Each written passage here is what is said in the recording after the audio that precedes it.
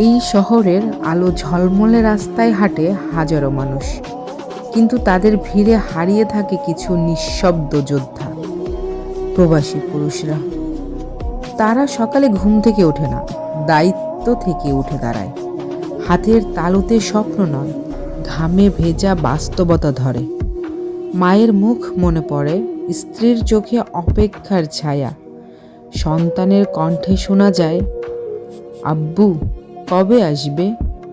কিন্তু তারা আসে না, শুধু টাকা পাঠায়, স্বপ্ন পাঠায়, নিজের ক্লান্তি লুকিয়ে রাখে। রাতের বিছানায় শুয়ে তারা কাঁদে না, কারণ তাদের শেখানো হয়েছে পুরুষ কখনো কাঁদে না, পুরুষ সহ্য করে। ভিড়ের মাঝে দাঁড়িয়েও তারা একা, কারণ তাদের লড়াইটাই কারো চোখে পড়ে না।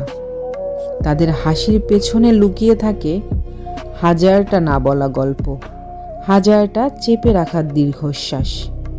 এই মানুষগুলো শুধু উপার্জন করে না, তারা নিজেদের জীবনটাই কিস্তিতে পাঠিয়ে দেয় প্রিয়জনদের কাছে।